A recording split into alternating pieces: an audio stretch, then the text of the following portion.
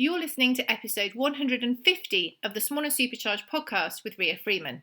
I just wanted to say quickly before we get into this week's podcast that it's a brilliant one, but there is swearing. So if you are listening around small children, it's probably not a great idea to do that, and that it's definitely earned its explicit label. But also we do talk about some pretty emotive subjects, including miscarriage.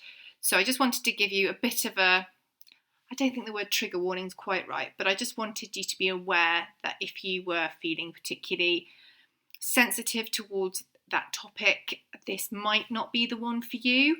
But I just thought it was worth having a little chat before we get stuck in. But it's definitely explicit. It will probably make you cry. It'll definitely make you laugh. And I really hope you enjoy it. On today's podcast, we're joined by the fabulous Victoria Brant, aka Wimpy Eventer. The first intro I gave was, slightly more excitable, but we've had a bit of a tech failure and I've had a bit of a swearing fit. So I'm back. This is a really hotly requested sequel. And the first time Vic joined me was on the 30th of the 10th, 19, episode 59, which was pre-George, which I mean... And I love the way you say pre-George and not pre-Fanny stretch, which I was describing in great detail until your internet cut out. Maybe you didn't even hear that part, and I've just surprised you with the word Fanny. A little bit, but but it was pre-baby, and just doesn't it change your life? I think I was joking about how life-changing it's going to be. Oh, little do you realize that actually just everything changes, everything. And just what a roller coaster with a newborn to now a dangerous toddler. We're now 15 months on, and it's definitely a very different conversation. Well, I'm excited for this one. Now, if anyone in the world doesn't know you, of course they all do, but could you just tell us a bit about you and what you do and how amazing you are?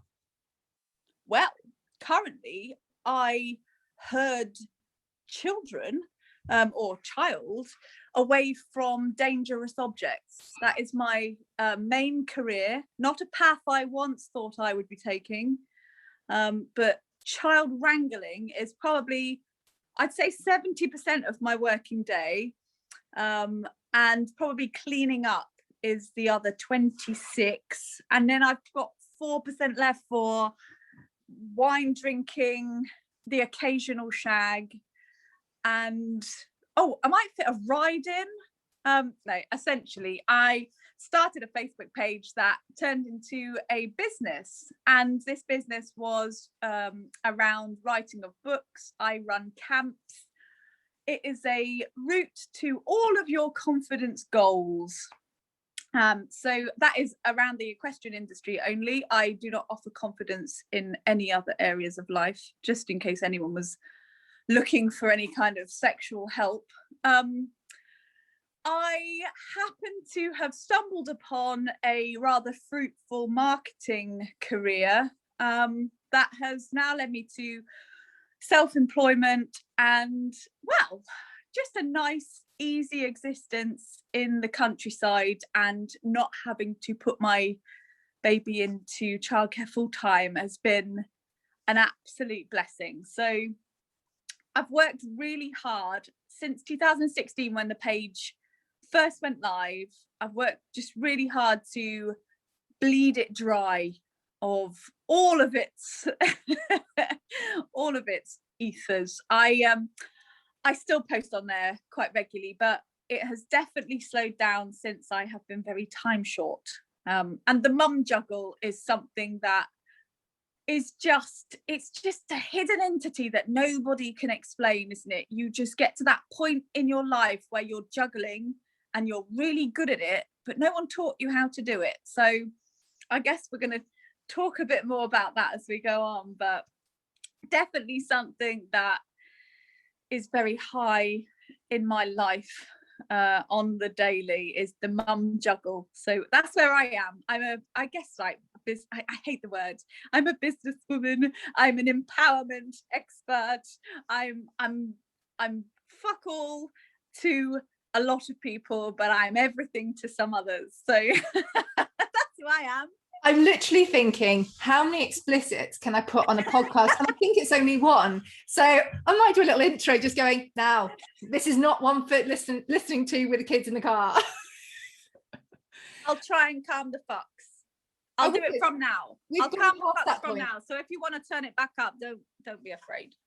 Honestly, having done a podcast with Vic before, I wouldn't run into turning it on. Don't believe what she says is what she's saying. What we did this time is we've invited questions from your amazing audience, and there's some really good ones on there and ones that I would have asked anyway. But can you tell us what's happened since you came on the podcast first time, apart from obviously George has arrived, but how have you kind of changed and evolved what you do? Because it's been a massive change, hasn't it? Well, yeah, I shat a child out in an hour. Like, come on, that's gonna change your life. Like, I had the most amazing labour and birth. I'll just touch on that very quickly. For anybody that's thinking of having kids or is worried about, they're already pregnant and they're terrified of what they're about to go through. Oh, it's just the most amazing, empowering experience that I've ever had in my entire life. And don't be afraid. You will love every single second of it. Even if you don't have an hour long labour, like even if it's like 50 hours, you will feel at the end like you are Superwoman, and it's incredible. So that in itself changes everything about your human being. And I don't think at any point in my life I have ever felt quite so invincible as I did probably the week after I had him. I was back on the horse within 4 days and I was ready to compete by the 1st of February after having him in December. So I was so on it, and I felt incredible, and I breastfed and I dropped a load of weight because of breastfeeding, and it was just, my whole body had just completely adapted and developed into this whole new different thing. And with that, your personality does as well. And I've gone through like a massive change in how I prioritize things in my life before, and the things that were so important, like the people that I used to worry about, whether I was like matching up to online, or whether I had the right saddle cloth to fit in, or whether I was doing enough shows to keep people interested in my content. I don't give a flying fuck about any of that shit anymore. I couldn't care less. As long as my child is alive and not got some kind of rabies from eating stuff outside that he shouldn't eat, I just think nothing else matters. And it's that shift in priorities that has been the making of me. I think I am more financially stable and successful than I've ever been. I feel like I know exactly what I want from life now. I know where I want to be in 5 years' time. If you'd have asked, maybe you did ask me in 2016, if you'd have said, what do you want? Even last year, when in the midst of, we'll probably touch on it again, but I had a second pregnancy last year that ended in a horrific miscarriage. And just even then I questioned a few things and what I was doing in my life. And then, do you know what, you're reminded again when you look at that little boy, and I just think like I know exactly where I'm going with my life. And I feel it's remarkable, isn't it? I was worried about my confidence, because obviously that's the reason most people know me, is because I've gone through this battle with low self-esteem and low confidence and all of the things. So the changes to your body, your fanny like a wizard's sleeve, your riding confidence where you've not ridden for a long time and you're about to get back on, and are you going to be scared of dying because you've got a human to look after? Are all of those things going to make you like this shell of a person? But I tell you what, all of those things add up to this whole new person that you didn't realize you were going to be. And I'm getting quite emotional about it. But I am so in love with that person because she's strong, and she's crying. God. But she's strong and she's confident, and she's got so much to give now. Sorry, Christ. Oh God, don't apologize. Honestly, I feel like I'm largely emotions. I'm crying. So like though all of those pieces of worry and like the things I thought were going to be massive issues have all just bundled together and made me like this superhuman. And I don't think I've ever felt quite so empowered. I think that's the main thing I'm taking from this, is that I've had so much shit to deal with, and everybody has. It's been fucking horrendous in this pandemic, and it's all you hear all the time, isn't it, about lockdown and people's mental health. But I just think, like, in all of it, I've come out feeling the best I've ever felt in my whole life. So I can't really slate it too much. And you know, it's those points of like low, just the low points in life that make you who you are. And it was really life affirming, actually, going through something that actually was life changing, because the stuff that I thought was life changing that we spoke about in 2019, like, oh, boo-hoo, I tried to crowdfund a horse box. Well, how about your 4-month gestation baby dying? Like, that's an actual problem. Like, oh, boo-hoo, people were mean to me on the internet because I tried to buy a horse box. That's not a fucking problem. That's just trivial, and you will get over it, and it will just be out of your life forever. You won't think about it again. But, you know, when you've got something in your life that's actually means something, it just puts everything into perspective. I can't even remember what the question was. Honestly, I can't.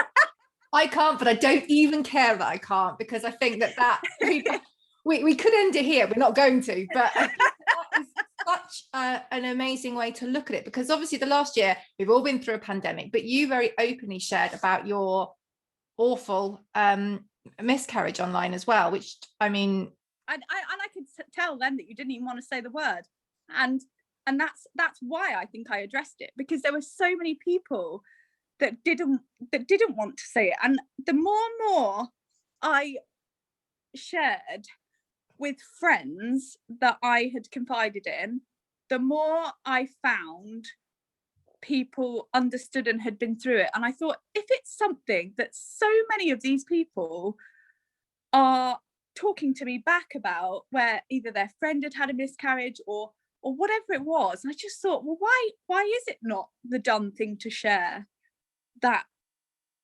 awful news, you know? And I just thought, I've shared every part of my life for like the last 4 years, and I just think I couldn't. And I didn't tell anyone I was pregnant. You know, I was 16 weeks pregnant when I miscarried, and I no one really knew, so there wasn't pressure to tell anyone at all. But I thought, I didn't want to deal with it alone, and I didn't want to disappear off the internet and for people to think, oh, where's she gone? You know, is Wimpy Eventer not going to happen anymore? The camp's not going to run anymore. And I just thought, you know, I don't want to disappear and just fall off the face of the earth and lose myself. So I think the first I mentioned about it was, I think actually I'd mentioned about it in a blog post. And do you know, I'd made the stupid mistake of, when we found out we were pregnant, I thought, with George, I didn't document any of that pregnancy journey. And so with this pregnancy, I found out I was pregnant in July, and I videoed every week for the first 16 weeks, because I was going to put it all into this video diary. And like, watching that back was really rough, because obviously it was just so full of positivity. I loved being pregnant again. I was absolutely beside myself, because obviously it took us a while to conceive with George, and I was beside myself that we'd fallen pregnant, and I was so happy. And then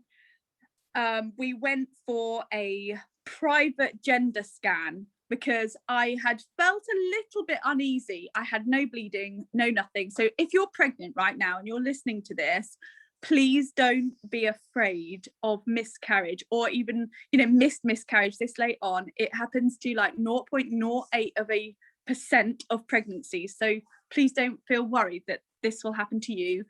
Most miscarriages happen before the first 12-week scan, which I'd had a 10-week scan and a 12-week scan, and everything was fine. And then at 16 weeks, we went for a private gender scan because I wasn't showing, and I thought I would be with my second baby. I didn't show with George until gone 20 weeks. And I thought, because I was fit and active and my muscles were toned, I thought that was fair enough. But the second baby, I thought, I'd start showing now, surely. And anyway, I also, I'll be completely honest, I'm a really fucking flatulent pregnant person. And I burp a lot after meals. I mean, it's disgusting. I sound like, and Gary calls me quite rightly Pregzilla when I'm pregnant, because I sound like a Tyrannosaurus Rex, like a proper after a meal. It's disgusting. I can't believe I reenacted that, but it is just like that. I liked it. Yeah, that's good.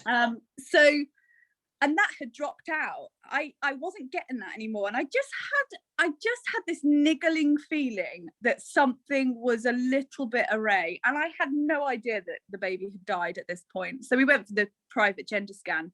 And the woman that did the scan was a Wimpy follower. And I hadn't talked too much about this. In fact, I don't think I had to anyone until now. And we walked through into this private room and she said, I'm so glad it's you. I saw your name on the list and I was really hoping it was you.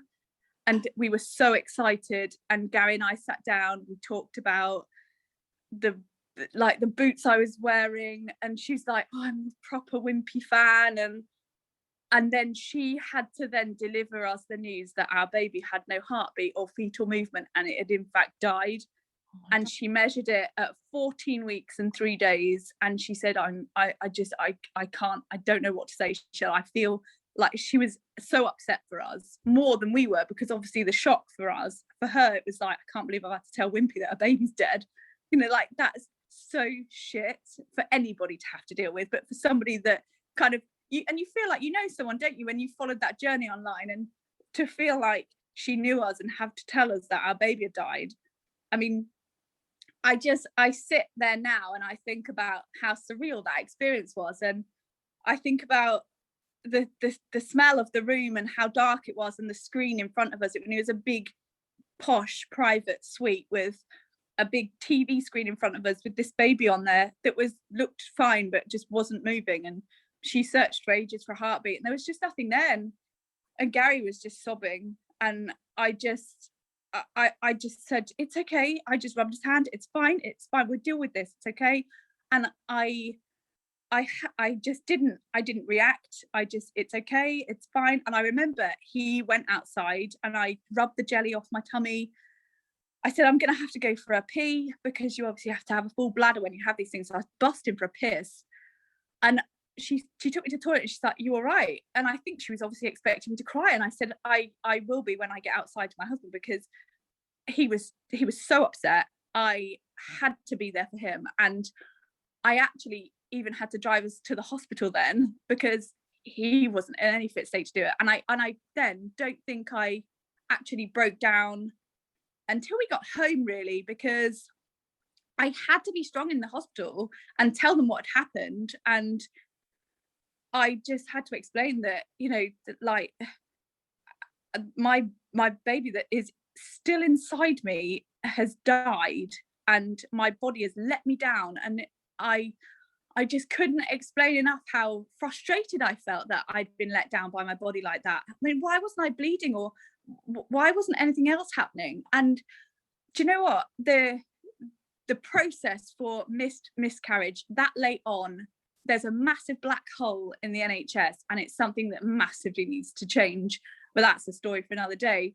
But it was just a case of they don't know what the fuck to do with me now. So I've got to be induced, but I've also got to have a scan to confirm that the baby had died. So that was the first thing. That couldn't happen until the following day. So we had to go home.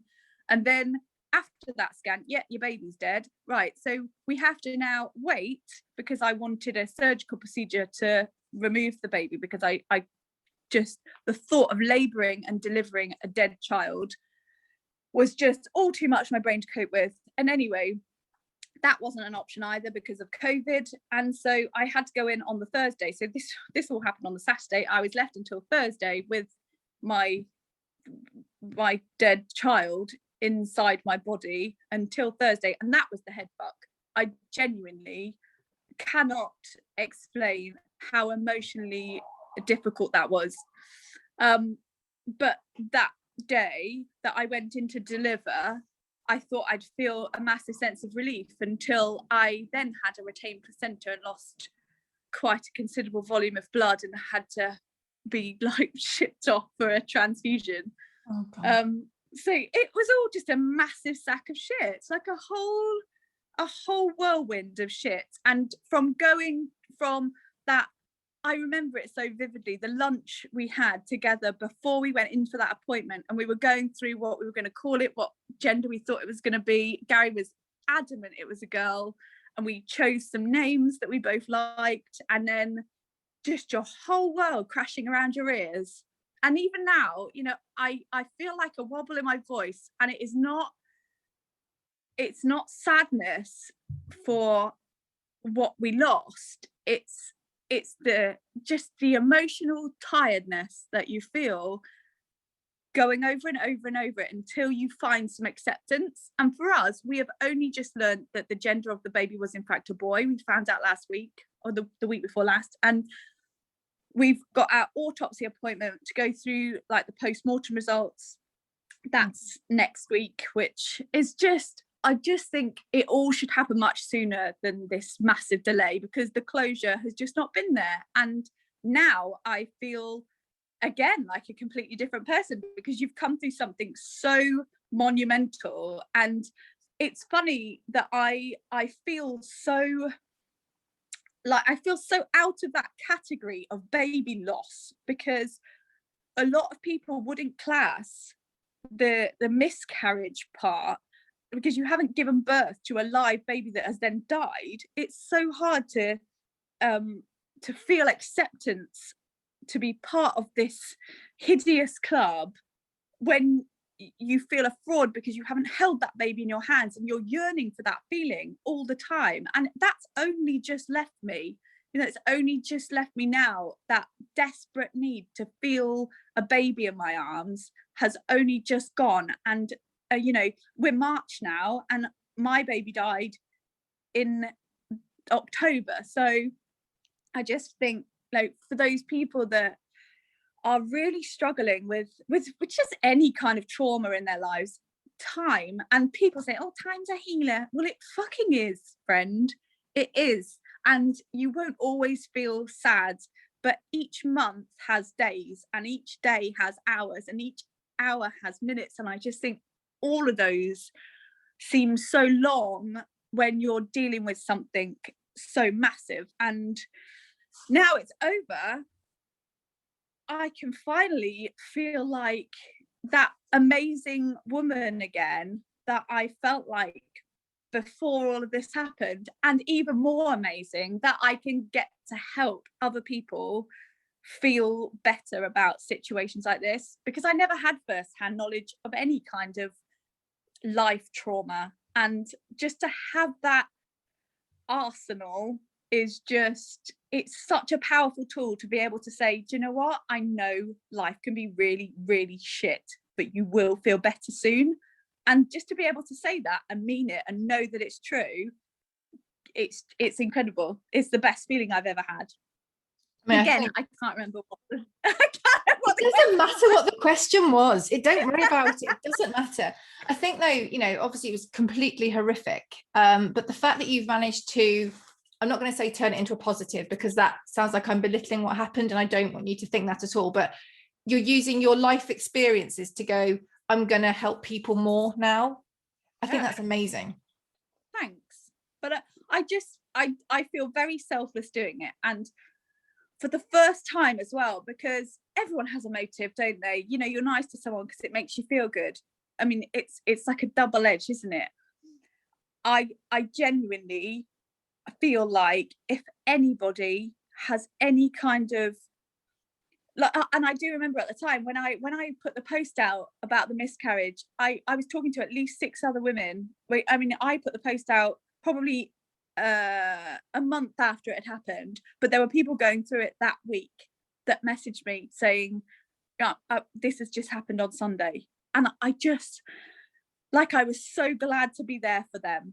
you know, and I went through it with them. I was in hospital, not with them, but like on the end of the phone, talking them through what was going to happen, you know, and just to be able to do that, like, helped heal me. So it's always, not that that's why I was doing it, but it just really helped my grieving process to be able to use that tool to help someone else. And that's all I can continue doing to make this easier for me as well. No, that makes perfect sense. So yeah, I mean, it's been a 12 months. It really has. We've got some, and never mind. So here's a funnier story. The conception of this baby, which isn't a sad story, so please don't anyone feel sad about this. This conception was obviously a shag, because, you know, I'm not the Virgin Mary, but it was the most disgusting scenario I've not ever been in, because, you know, but we were running a Wimpy Weekender at Kiso, the only one we ran last year, after me saying, and you jinxed it, Rhea, because on the podcast I said, oh, there'll be 5 next year, and well, there weren't. I don't think I could be blamed for the entire pandemic. Let's just wind that back. Yeah. So we ran one camp with social distancing guidelines in place, and actually Kiso were a fabulous venue for that, because everything was very, very hygienic, and like all of the facilities that they've got didn't mean that anyone had to be within a certain distance of each other. It was really, really well looked after on their part as well. So just a shout out to the old Kiso owners. But we had a very, very drunken night, and this was the first time Vic actually had a drink at a camp, because she wasn't pregnant, and so Vic took full advantage of that on the Friday night and got absolutely wankered. And I will say that this is down to probably 3 or 4 people, Caroline, not mentioning any names, and Kim, thanks for that, but Vic got absolutely stark raving drunk and ended up having disgusting sex in the back of her horse box. And then, because I was so worried about the facilities not being free for other people to use, did not shower for the rest of the weekend. So Oh. yeah, I was disgusting. And you know what, everyone at camp knows what went on. They know what happened. And because obviously, you know, trailers are not soundproof, and yeah, that's the story of conception. So also I've been asked about questions of trying to conceive, and well, there's my top tip: disgusting sex in the back of a horse trailer, and then don't have a wash for 3 days. So I mean, on that note, I feel like I need to go to questions now. You feel like you need a shower? I do, yeah, with like fairy liquid or something. Right, we've got some good questions in. There's a mixture. We're going to go quick fire, I think. Right. These, I love some of these. Voice note or text? Oh, voice note every time. I hate texting, mainly because I've got really fat fingers and I press loads of buttons at once. I hate autocorrect. I'm never ducking anywhere. So I always voice note. Where does your drive come from? The A15. I knew it was going to be either like a stone supplier. Yeah, or, no, I get. Yeah. I was trying to be funny.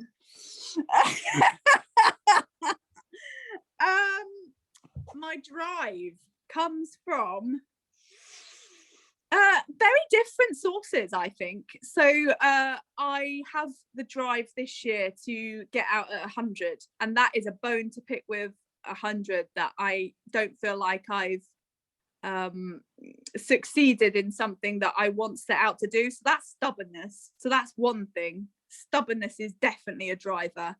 I definitely have, like, we were talking about this last night actually, and my husband quite rightly said, so you either get stick people or carrot people. You get people that you can get to do what you want by thrashing them a good one, or you have to dangle a carrot. And I'm very much a carrot dangling person, in that everyone's got visuals of me now chasing after some dangling carrot, snapping at it like a Rottweiler. But I'm incentivized by money, obviously, because I'd like to buy a house, and there's a massive driver for financial gain to support our hopefully children in the future.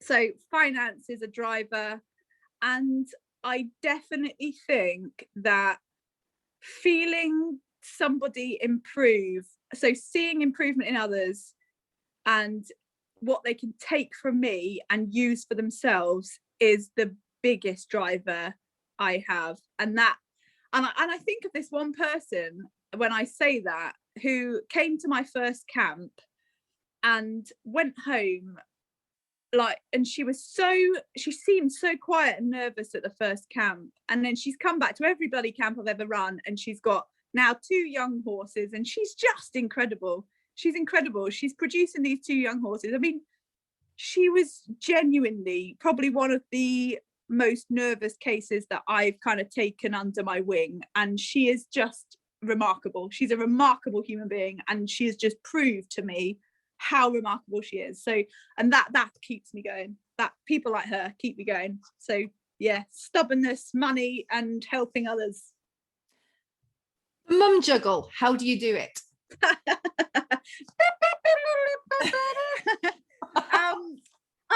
I did the actions there for anyone that can't see.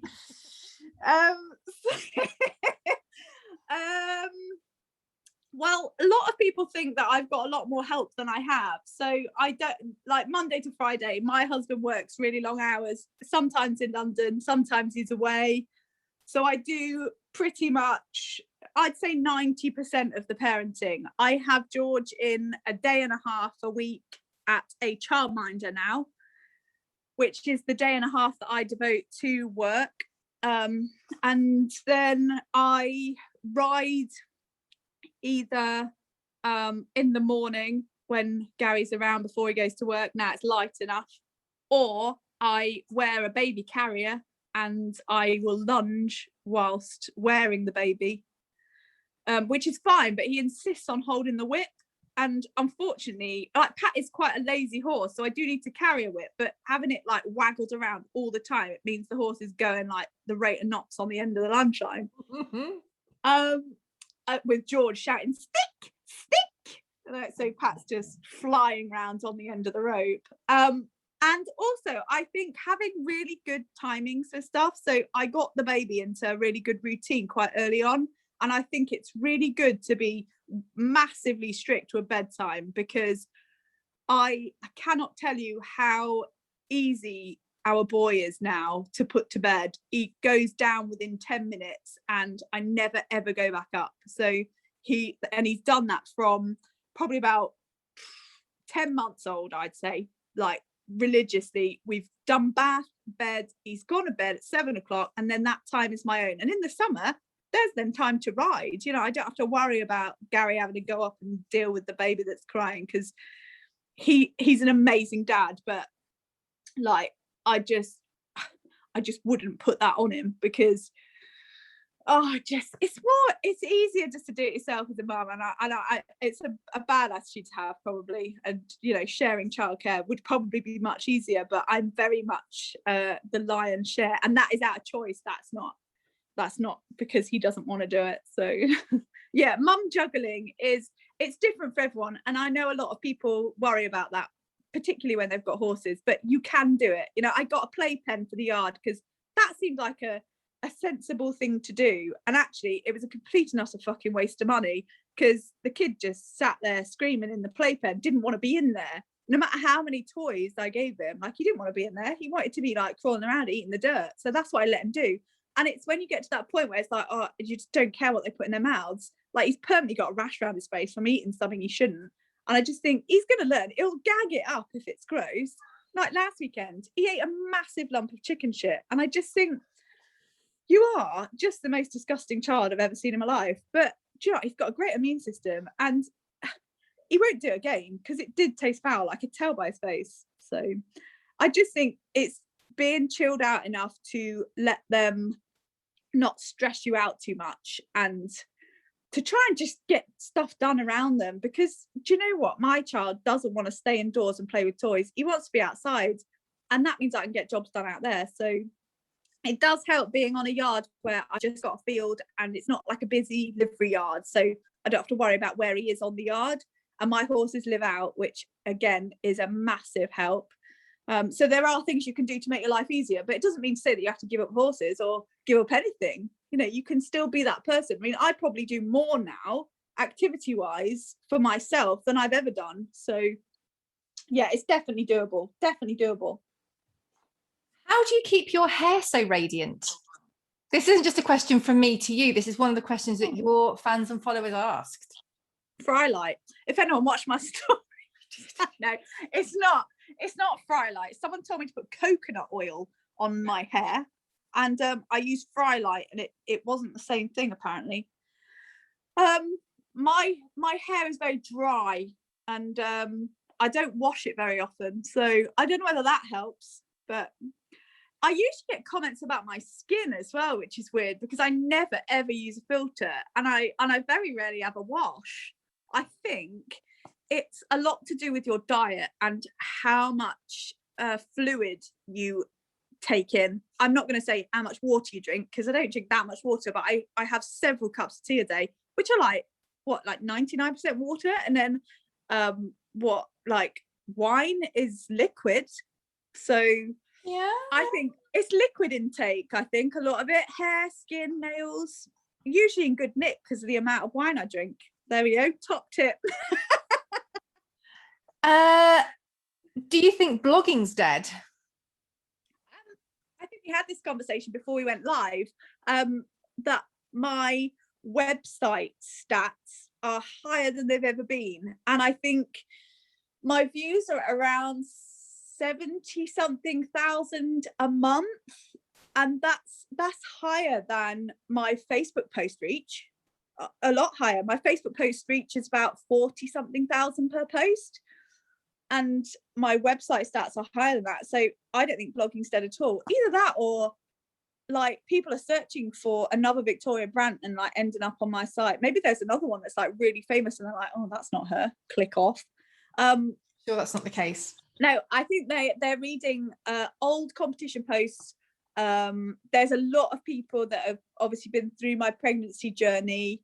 I think it's a nice area to be because there's no there's a comment section, but there's no outlet to feel like you have to respond to it.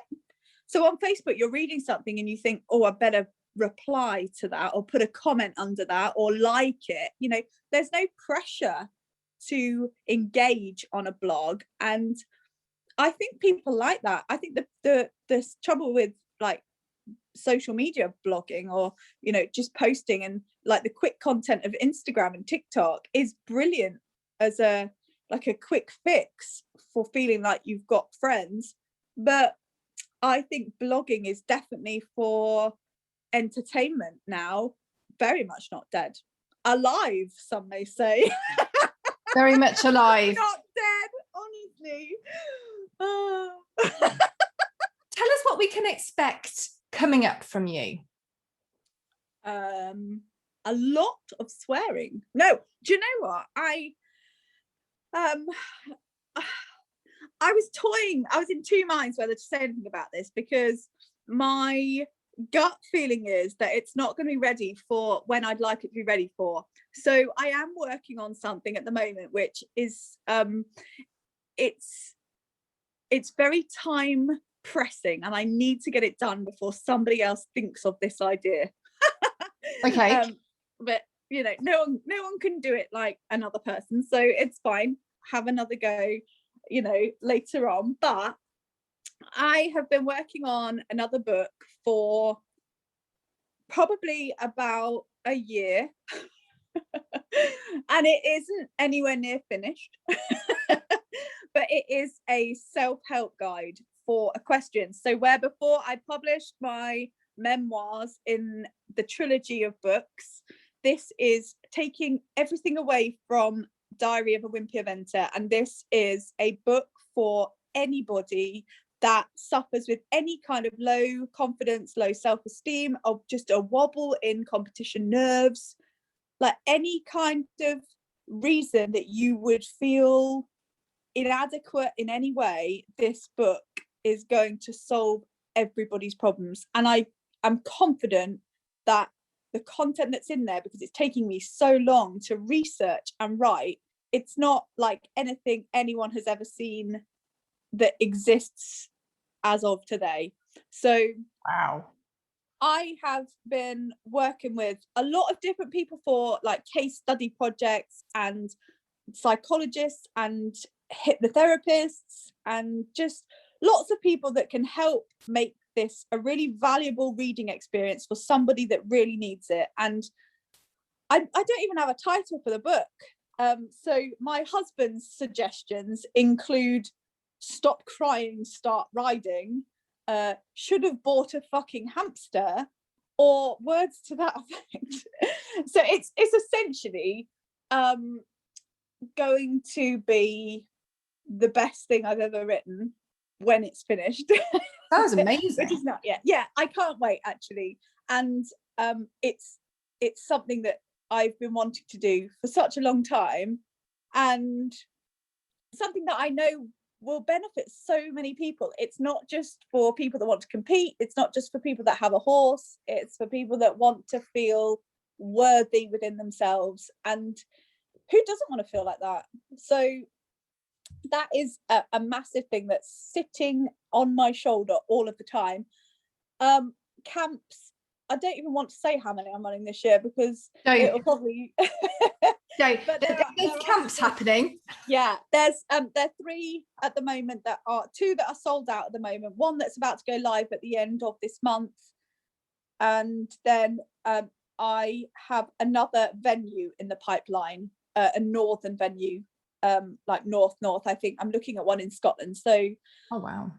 Yeah, so we're going as far down as Reigate this year, and then kind of hovering in the Midlands a bit, and then hopefully up to Scotland by the end of the year, and then that's it for this year. I can't do any more camps because my husband will kill me.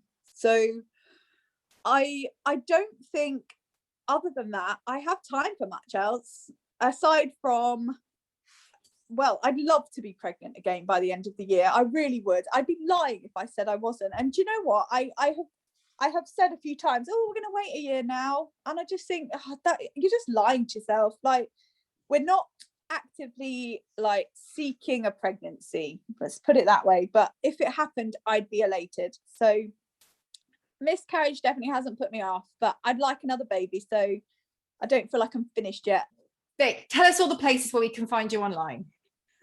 Oh, come and find me online. Yes, please do. So you can find me on Facebook at Diary of a Wimpy Eventer. You can find me on Instagram at Wimpy Eventer. If you like yoga, I've just started that. So you can follow my yoga journey. I'm a little bit out of shape, so I'm a bit wobbly on there. And online, it's www.wimpyeventer.com. And that's it. I'm no good. I started a TikTok account. I can't. I'm not. Do you know what? I'm just not there. I'm not down with the kids enough. I'm not good at it. Nah, it's not for me. Well, thank you so much for joining me today. You've been amazing as always. Take care. Thanks. Cheers.